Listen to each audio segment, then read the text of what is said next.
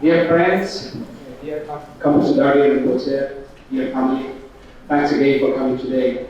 Today we are fortunate to have the Honorable Master, the Influential Master, Master Khenpo Sodargye.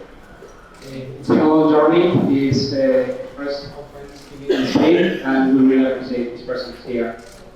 尊敬的索达吉堪布仁波切，尊敬的各位来宾，亲爱的朋友们，感谢您的光临。今天我们有幸邀请到了一位公认的藏传佛教大师索达吉堪布仁波切。这是堪布第一次来到西班牙，感恩您不辞劳苦长途跋涉来到这里给我们开示。Today, Khenpo Sodargye is going to give us a lecture titled Catching Deluded Thoughts with Light. Nowadays, a lot of people face stress problems, stress issues in different situations, and they believe that meditation, the only way to have correct meditation is to find a quiet place. But the Honorable Master is going to teach us that we don't need to find a quiet place instead of actually meditation. 今天堪布为我们带来的讲座主题是动中禅与生活共舞。讲座的主题非常符合现代人的精神需求。在快速发展的现代社会，禅修是一种保持让我们的心快乐和宁静的方法。但是很多时候，往往在安静的地方，我们可以做到获得让心平和和喜悦的方法。但是，一旦回到学习和工作中，烦恼又会再次产生。那么，今天的动中禅与生活共舞就可以很好的解决这个问题。So now, please, everyone, prepare ourselves to enjoy and to dance with the meditation while sitting, listening, and thinking. And please welcome Khenpo Sodargye and Rinpoche. 现在，请大家做好准备，与动中禅共舞。现在我们有请索达吉堪布仁波切为我们开示。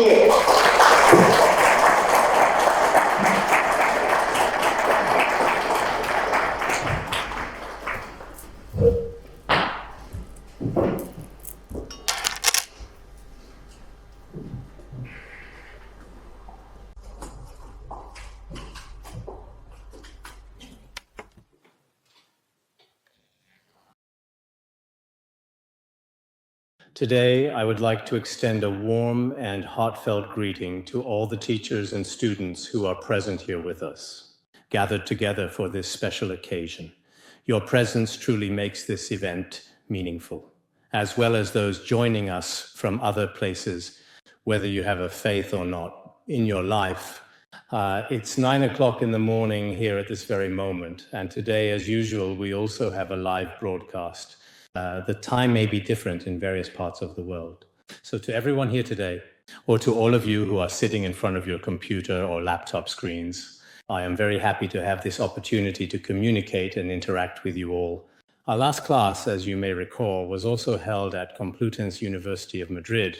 Last time I gave the lecture in Tibetan, and it was translated into Spanish for everyone. But at that time, it was not broadcast widely, because many people might not really be familiar with either of those two languages. The audience was not very large.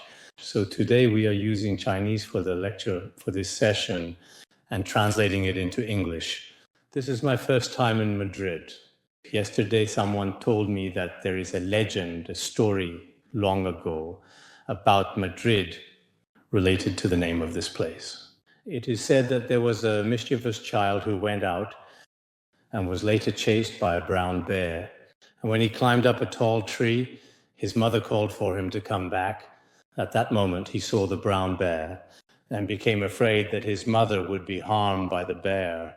So he shouted out in Spanish to his mother, "Mom, run quickly," which is Madrid. According to the local language, it means, "Mom, you should hurry back." So today, in this place called Mom, run quickly, I'm talking to everyone here, of course. In fact, I've also heard that there are various different histories and explanations out there. In any case, after finally arriving here, I truly felt that this place is indeed actually quite different from some of the places we just visited. The character of people in Nordic countries in general, there are quite a few differences, because in some of the places I just recently visited, people are relatively not quite as deeply passionate and as expressive as the Spanish. Yesterday, several people greeted me and were just about to kiss me. They said, kiss twice here, while in France, kiss 3 times. But someone already stopped it. I actually honestly didn't even try to stop them at all. Some people wouldn't let them kiss me, nor would they let me kiss others. I think every place in its own unique way has its own customs. Everyone has their own preferences. These preferences are related to one's upbringing, traditions, and many other unique and significant aspects of oneself, including the environment and so on, among other things. So we need to learn to adjust and adapt to local customs in our daily lives, and also learn to truly understand the different behaviors of various places, countries, and ethnic groups. We all need to learn to accept sometimes all different viewpoints in our lives.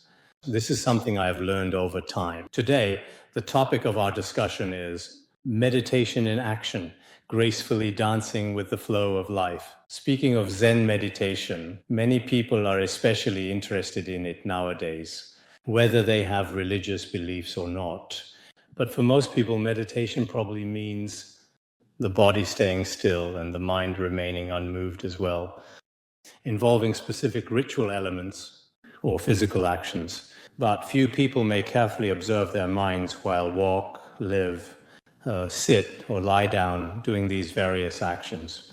So what we want to talk about is not only meditating while being still, but even more so in our daily lives, in our spare time and in all our actions, whether we can actually apply so-called meditation to real life. No matter it's the kind of meditation, for example, where you are often just sitting still, or meditation when you are in various actions.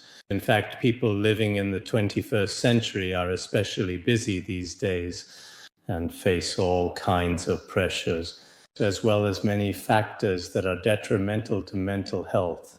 At such times, mindfully observing your own mind, this kind of practice is actually a truly spiritual and mental luxury. What we call meditation in movement actually exists in Buddhism, in Theravada Buddhism, Chinese Buddhism, and Tibetan Buddhism alike. For example, in the Theravada Buddhist scripture, in what is known as the Mahasatipatthana Sutta, the Buddha tells the monks that whether we are walking, standing, sitting, or lying down, when walking, observe your own mind and know that you are walking.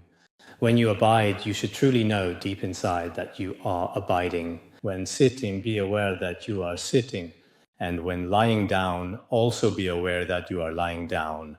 Walking, abiding, sitting, and lying. All of these are recorded in the scriptures. Mindfully observing oneself. I'm doing different things right now.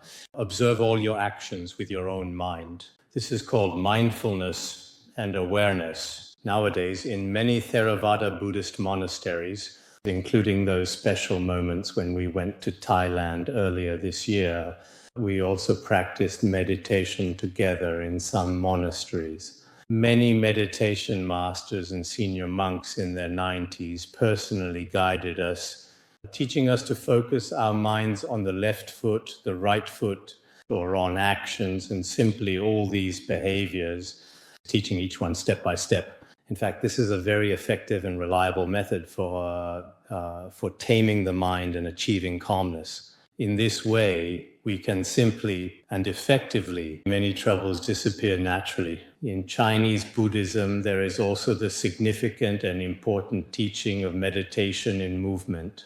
In the past, the renowned Master Yongjia also said, walking is meditation, sitting is meditation.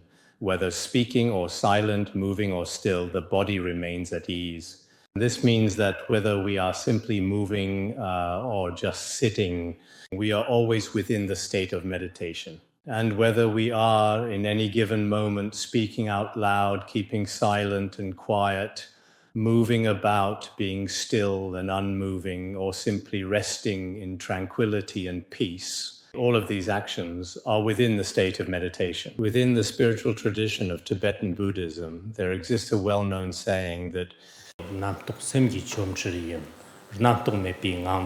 all of our own discriminating thoughts are actually just illusions, in fact, created by the mind. No matter what kind of discriminating thoughts we have, be it desire, anger, ignorance, or others, when we rest in these thoughts naturally dissolve on their own. Therefore, whatever actions we take, we can always rest, if we choose to, in the current state of mind. Of course, according to the perspective of Tibetan Buddhism, although all of our actions are meditation and inseparable from meditative practice, before reaching a certain level of realization, this is very difficult to put into practice. Many of the popular activities in society today that people engage in involve both body and mind being relatively relaxed. You can paint, enjoy a cup of tea, sing your favorite songs, or even dance if you feel like it, as well as engage in many other natural and enjoyable activities. In fact, this approach can also genuinely help to gradually elevate and uplift your overall inner state of mind. If we have not yet reached the state where there is truly and genuinely, in every sense, absolutely no distinction whatsoever between entering and exiting meditation, we can do this through our usual, more relaxed behaviors. We can watch the mind. The moving meditation I'm sharing with you all today is actually quite simple and easy for you to try. No matter how many people gather, whether it's just a few individuals or even a very small number of people, it's absolutely fine.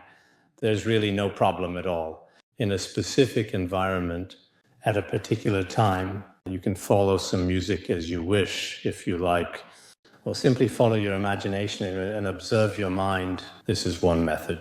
At the beginning, you can think, for the sake of my physical and mental health, or for the peace of the whole world, you should set such a positive intention in your heart. Then within your group, you can sing, dance together. You can do absolutely anything you want if you truly set your mind to it.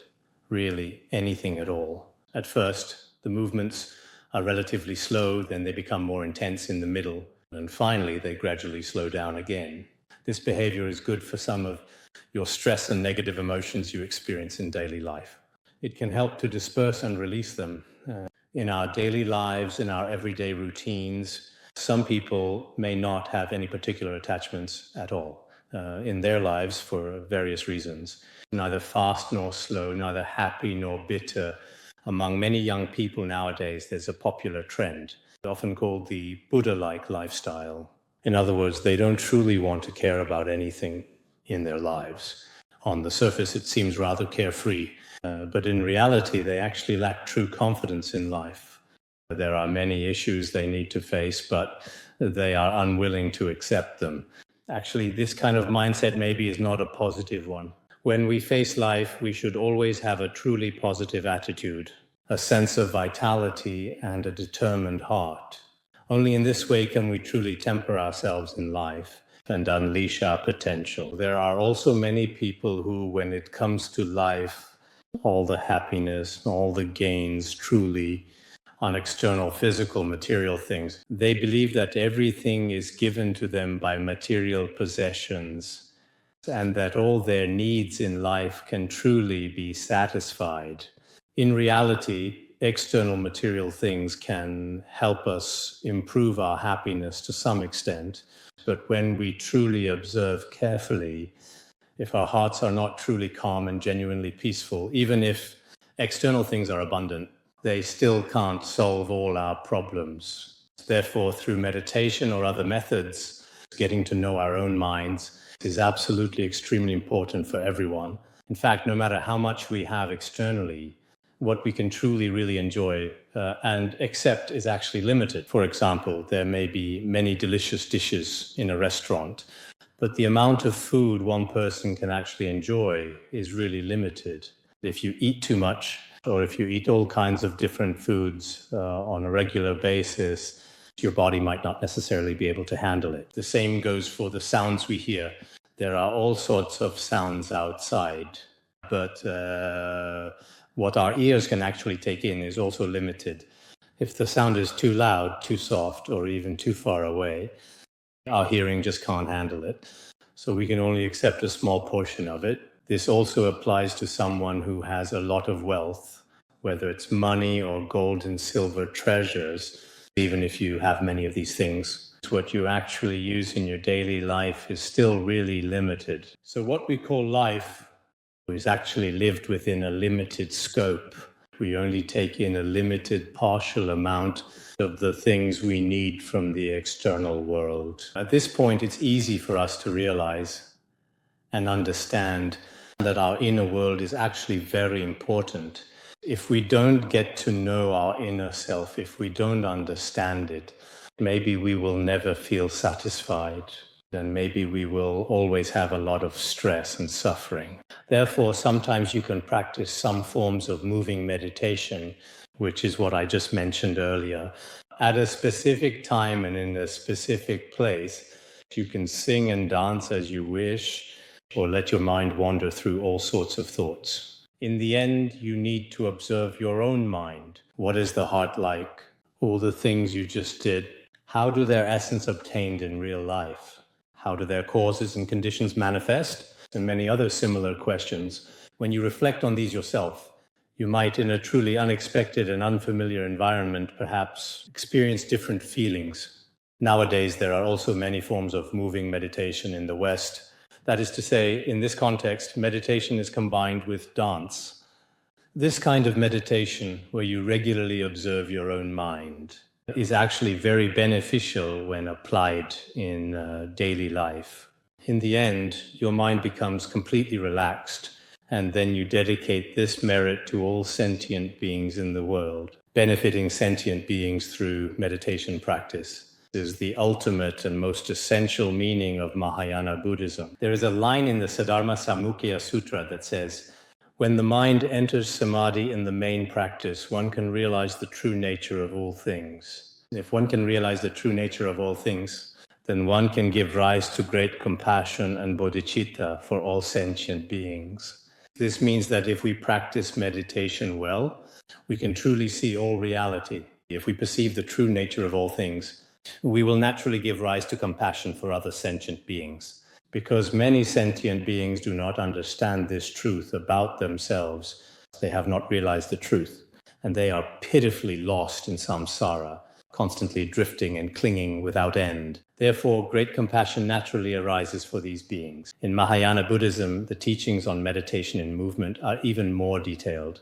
Different from Theravada Buddhism mainly uses one's own mind to understand oneself. One often uses awareness to observe one's own body, speech, and mind. But in Mahayana Buddhism, it is taught that all of my actions and behaviors are for the sake of sentient beings. For example, in the Avatamsaka Sutra, it is mentioned that when we wake up in the morning, we should thoughtfully and sincerely take a moment to think in our hearts. I am waking up from the sleep of ignorance for the sake of sentient beings. When we eat, we should think about the food in this way.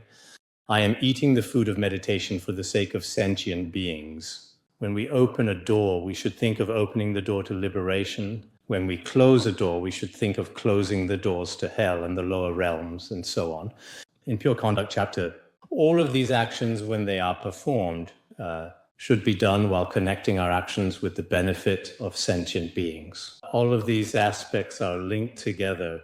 So the meditation practice here is actually a bit different from the way many of us act. It's not just that I am simply eating or I am walking. Just thought of this. We also need to think of ourselves while simultaneously thinking of all sentient beings. This is a concept in Mahayana Buddhism. Many of us may simply enjoy practicing sometimes, but what we truly enjoy is abiding in stillness, where no discriminating thoughts enter the mind. We tend to prefer this kind of calm abiding, but once discriminating thoughts arise, they become hard to handle because the greed, anger, and so on that arise can be very frightening. Many people are quite afraid. What should I do? I keep developing attachments, discriminating thoughts, and afflictions. A lot of people worry about this, but having discriminating thoughts is absolutely and completely normal for us ordinary people. In the previous lesson on how Buddhism understands self-compassion, I also discussed this. As practitioners, when we are not diligent and when we experience afflictions ourselves, we must never give up or fall into self-abandonment. We should have confidence in ourselves. It's also normal to have some shortcomings in our own behavior. Some people during the process of meditation may feel on the surface that they haven't made any progress. But in reality, by frequently reflecting on and observing themselves, the progress within their minds may not be immediately visible or noticeable to us. As long as we don't give up, I believe that there will always be progress in our practice, whether it's in our own lives or in our own spiritual practice and daily life.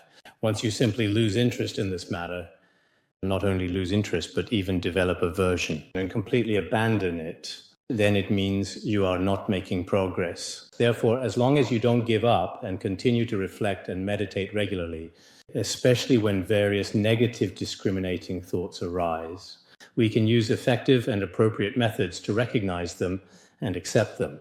Whenever you experience any negative or positive emotions, you should accept them. There is a book called The Stages of Practice, which simply mentions that the true nature of our mind is, in fact, actually emptiness. How is it empty? When we observe from the perspectives of the future, the past, and the present, the essence of the mind does not exist. Furthermore, the essence of the mind is like empty space. From this perspective, the essence also does not truly exist. It is empty in nature. During our practice, as we go through the process step by step, it is not enough for the mind to simply rest in stillness. The most important thing, whether the mind is resting in stillness or when thoughts and emotions arise, is to truly recognize what the actual true nature of the mind is. This is a crucial point.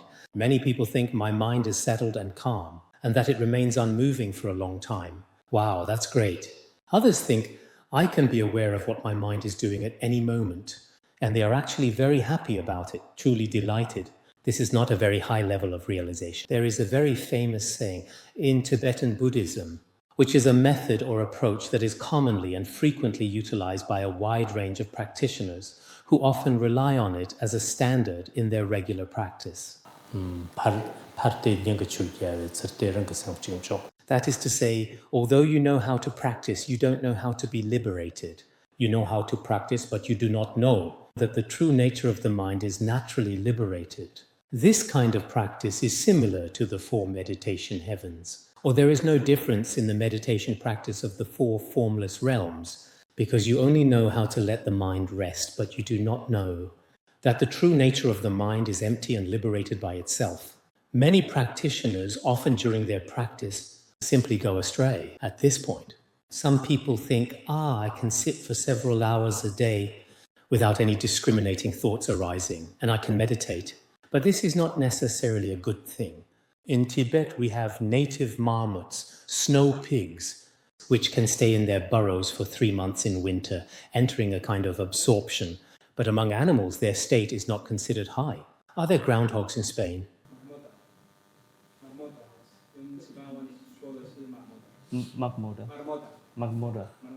Marmota.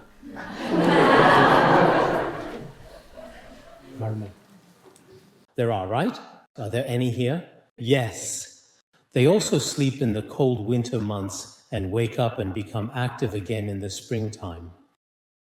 Oh, how comfortable. In Tibet, winters are very cold. If you could sleep for 3 months, it would be very comfortable.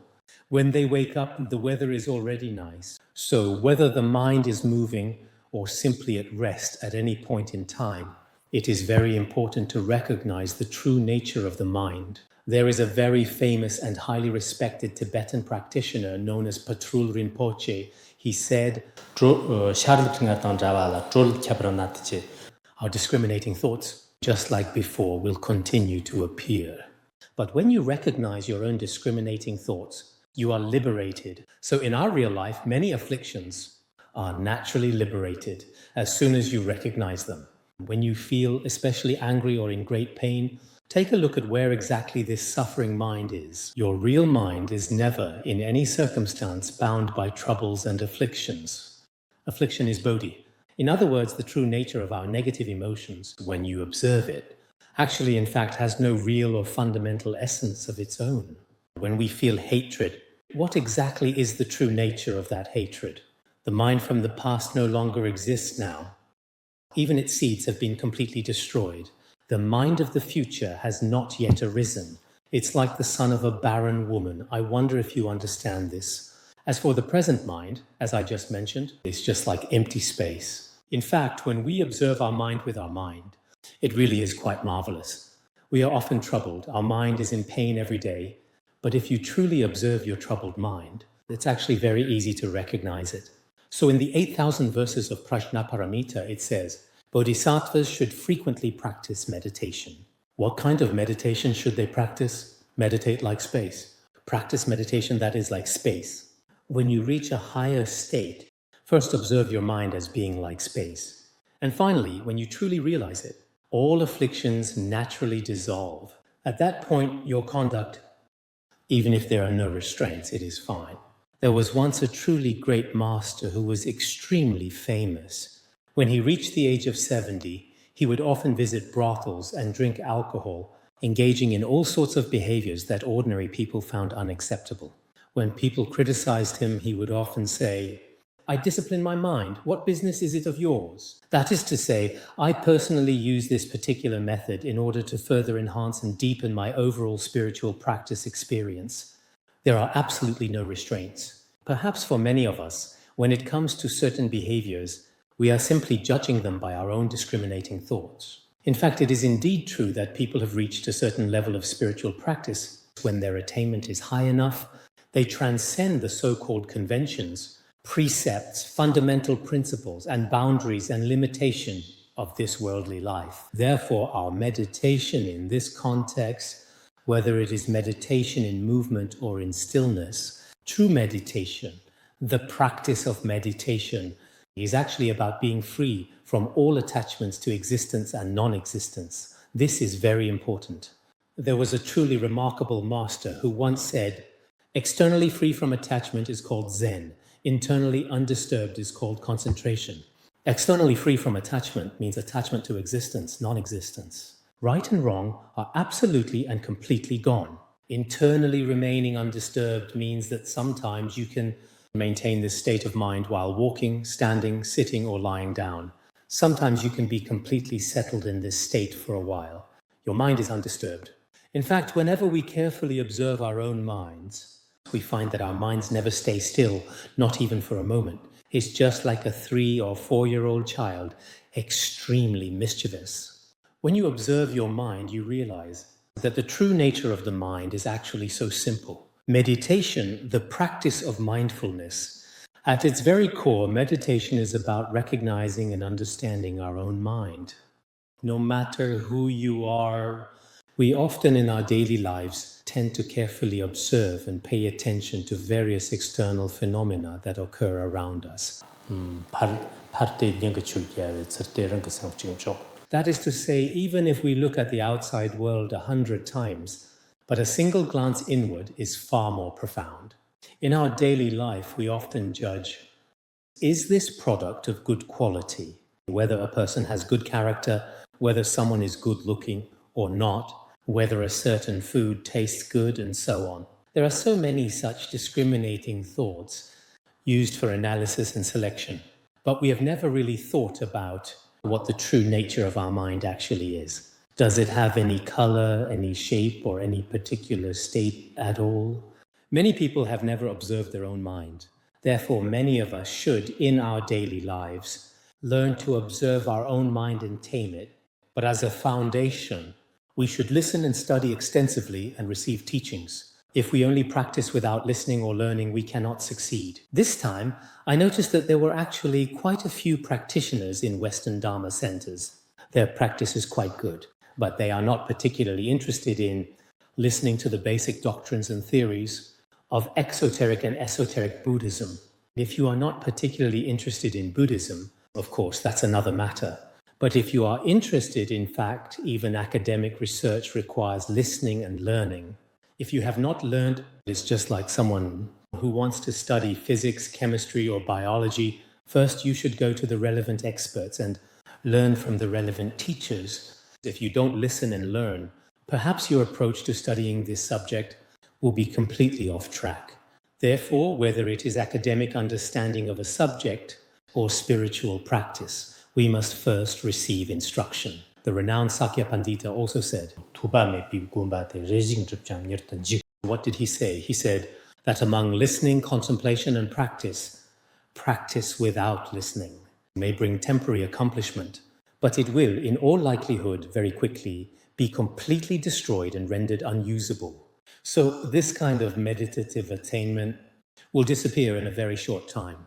I've personally seen many cases, including some great masters, who did not particularly emphasize, many people do not emphasize, and just let you go straight into practice. But because your foundation is not solid, even though you may have temporary signs of realization, very soon, all those signs you originally had will be gone. And in the end, everything will be ruined. Therefore, according to the rules of meditation in Tibetan Buddhism, as traditionally practiced, for truly high standard meditation, there must be a foundation of listening and learning first.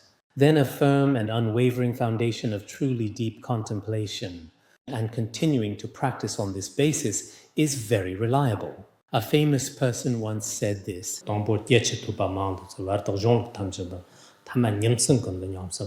First, you must study extensively and gain broad knowledge, then contemplate very earnestly and deeply.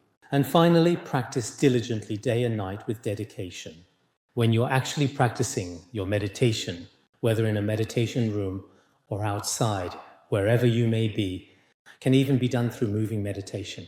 When your practice is good, any external activity can become a form of practice. However, in my case, I have listened and studied quite a lot, and contemplated quite a lot as well, but practiced relatively little. Many of you may not have studied much, but have practiced more.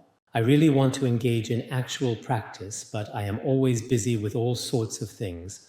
So in fact, there is really not much true retreat-style practice nowadays. I have had many ideas about going on retreat, including near a small monastery in my own hometown, where I even built a small, cozy wooden retreat hut. But I probably only stayed inside for 2 or 3 days at most and practiced very little. Recently, near a school, I also built a small wooden hut, hoping to meditate inside as well. But I don't know if I will be able to realize this in the future. Actually, this desire for real practice is not just something I have now. I've had it for more than 10 years. Once I was talking with Khenpo Tsultrim Lodro from our Buddhist Institute, and we were on the phone.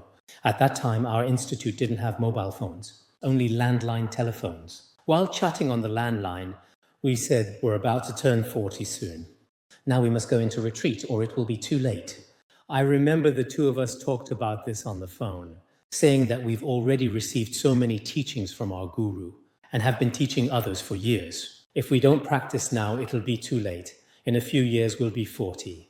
We need to build a retreat hut on the spacious, open and expansive land situated just to the north of the Buddhist Institute.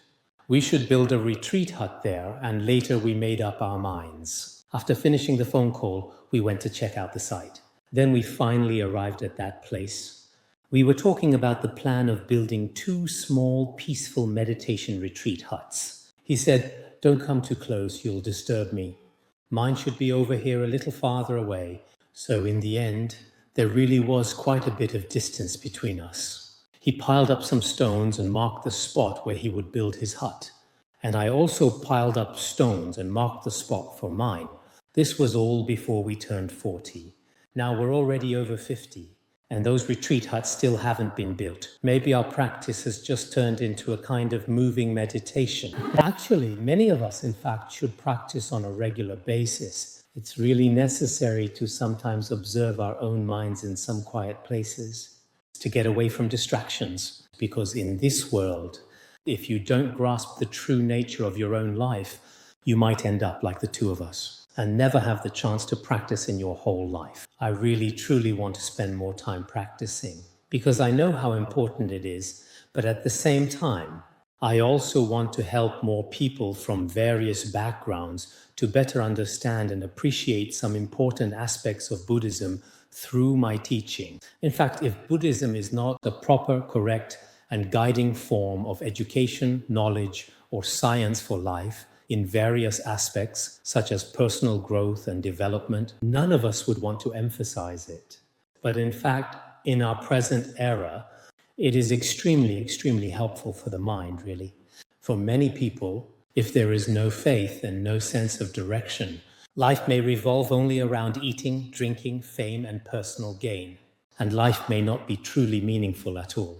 From my perspective, from the viewpoint of Mahayana Buddhism, if a person does not have altruism, if a person does not understand the true nature of their own mind, then even though their life may appear to be relatively free on the surface, its value needs to be explained from another perspective. If, through careful study, you come to more deeply understand the true nature of the mind, or in other words, come to truly understand and deeply appreciate your own life, then in our daily life, in our everyday experiences, whether it is happiness or suffering, or perhaps personal success, unexpected failure, a well-earned good reputation, or even a bad reputation, no matter what happens in life, in this situation, you can accept it very calmly and directly.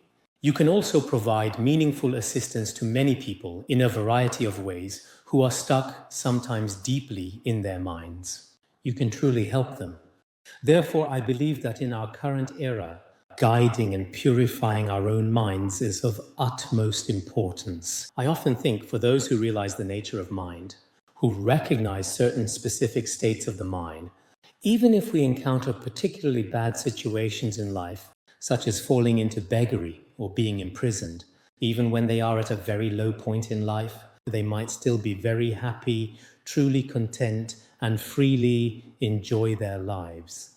If we do not realize our own state of being, on the surface, someone may appear to be very positive and successful, but in reality, their life may actually be extremely downcast. Finally, I would like to say, in the past when we gave some lessons in Chinese, many people who understood the Chinese language were generally more able to accept it. Starting this year, if all the necessary conditions come together, the Vimalakirti Sutra will be interpreted simultaneously in English. So I also hope that some Westerners who are interested in Buddhism should establish a solid foundation in listening and contemplation. I have always found Westerners to be very steady, and I see that many of the students of the Masters at various centers have been practicing for 10, 20, 30, or even 40 years. Once they study the Dharma, they become very steady and grounded. However, if we do not have a good foundation in learning the Dharma, actually, in some areas there may be, in certain cases, a bit of a foundation, but I think there is still much more room for improvement, honestly. Therefore, I sincerely hope that many devoted Buddhists in the East, including myself, should put more effort into meditation practice. Otherwise, if we spend our whole lives only listening to teachings and in the end when we pass away, it would be a pity if we haven't practiced anything. On the other hand, it seems that many people in the West, when it comes to listening and studying, for example, I find it very difficult to find anyone in the West who has learned all 5 great treatises. Or, for instance, someone who has completed the 500,000 preliminary practices many times. The foundation in these areas is not particularly solid. So today I want to speak very directly about this. I hope all Buddhists, both Eastern and Western, including myself, will reflect on our shortcomings in both practice and study and recognize our shortcomings instead of being overconfident. One shortcoming of some Western Buddhists is that they are not fond of extensive study and learning. Except for some in academic circles, many people are full of doubts, but they do not systematically study and contemplate, nor are they willing to put in the effort. Because they are very rational, it is generally difficult for them to accept these teachings. As a result, there is no particularly sequential or systematic study and contemplation. Apart from our worldly education, Buddhism actually has its own authentic system of study and contemplation. Perhaps when it comes to learning Buddhism, Westerners should adopt some Eastern ways of thinking and perspectives. Don't be too rational or overly stubborn in your approach. Try to keep an open mind. In some respects, it is necessary to be a bit flexible. This is also necessary. As for some shortcomings of Eastern Buddhists, although they are especially quick to develop faith at the beginning, they can accept it right away, but they also change rather quickly. So it is actually quite rare in most cases for a Buddhist who stays with one teacher or at one Dharma center for 10, 20 or 30 years. Very few are like Westerners in this regard. At first, they accept things with great enthusiasm, but after a while, they tend to regress rather quickly as well.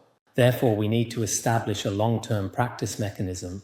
Otherwise, today we go to one Dharma center, tomorrow to another. Today we rely on one teacher and tomorrow on another. In our short lives, always switching back and forth like this is really unnecessary. So we should all learn about each other a bit more, taking the time to listen carefully and consider each other's perspectives. In fact, when it comes to Buddhist studies, we should adopt a more inclusive attitude. However, for methods of acceptance, we need wisdom. Finally, my trip to Europe has come to a truly successful conclusion. I would also like to express my special thanks here today. Many Dharma friends in the United States also worked especially hard and dedicated themselves this time. In Europe, during my trip, I also visited several places. There were many Buddhists, many non-Buddhists, as well as many of my close friends and acquaintances. Throughout the entire process, they gave me both visible and invisible support. I am especially grateful to everyone. Thank you all.